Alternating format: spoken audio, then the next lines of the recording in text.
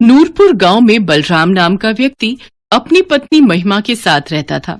बलराम लकड़ियां काटने का काम किया करता था और उसकी पत्नी भी उसके काम में मदद किया करती थी।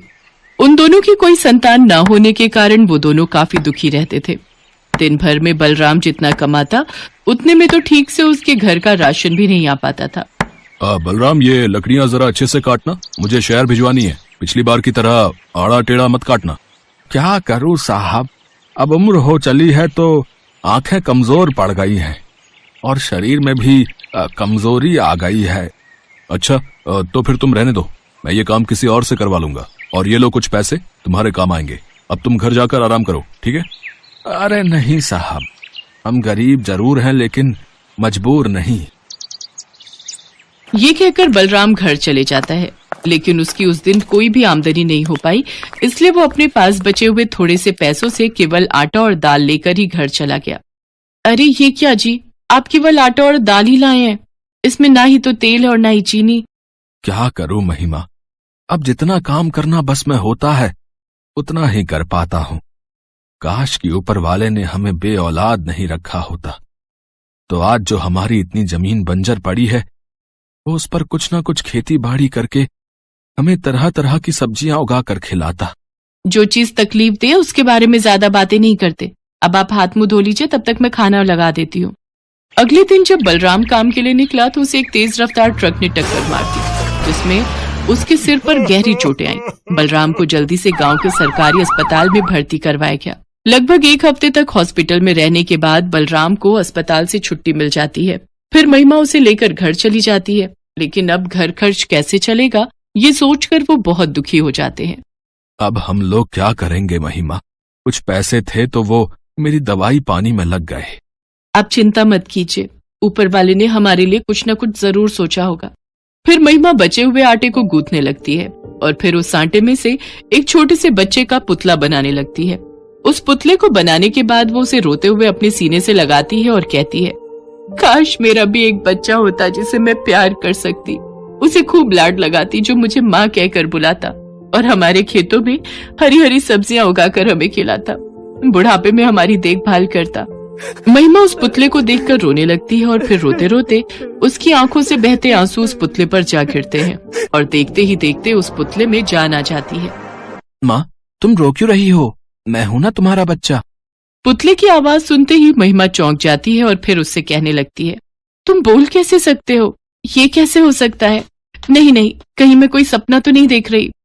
माँ, तुमने ही तो मुझे बनाया है और अपने आंसुओं से मुझे सींचा है, तो अब तो मैं तुम्हारा ही बच्चा हुआ ना माँ।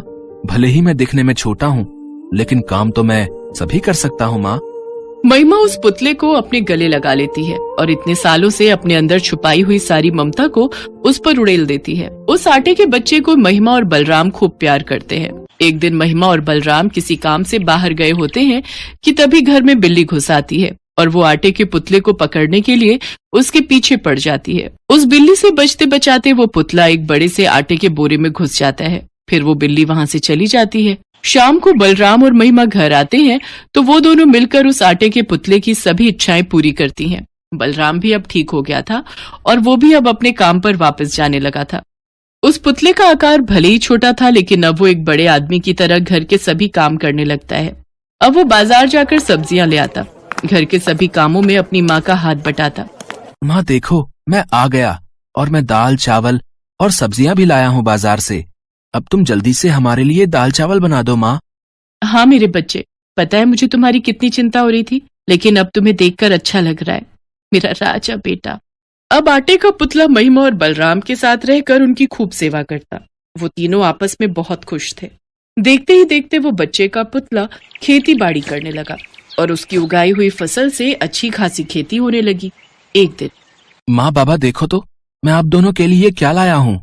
माँ तुम्हारे लिए ये साड़ी और बाबा आपके लिए ये कुर्ता पजामा।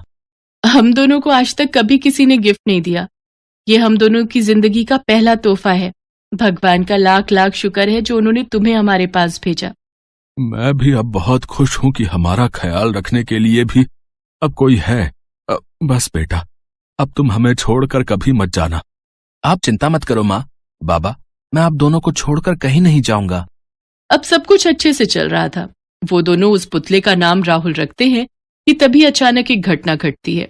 एक दिन गांव में आग लग जाती है जिसके कारण सब बेहाल हो गए। सभी लोग हड़बड़ाहट में यहाँ से वहाँ भागने लगे। महिमा और बलराम ने भी बड़ी मुश्किल से अपनी जान बचाई, लेकिन पुतला राहुल अब बेहोश हो गया था। उसका रंग काला पड़ चुका था। ये क्या हो गया मेरे बेटे को? हे भगवान, कोई जल्दी से डॉक्टर को बुलाओ और मेरे राहुल को ठीक कर दो। पता नहीं ऊपर वाला हमसे क्या चाहता है। इतने सालों बाद तो हमें एक बेटा मिला था, आपने उसे भी हमसे छीन लिया। फिर महिमा के आंसू जैसे ही उस पुतले पर पड़ते हैं तो उसमें सचमुच इंसानों की तरह जान आ जाती है। माँ देखो, रो मत, मुझे देखो, अब मैं आटे का नहीं रहा। अब मैं भी एक असली इंसान हूँ और मुझ में भी अब इंसानों की तरह ही प्राण है।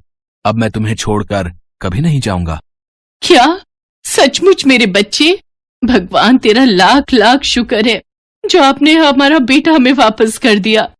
इसके बाद राहुल अपने माँ बाबा के साथ खुशी खुशी रहने लगा और उनकी खूब सेवा करने लगा।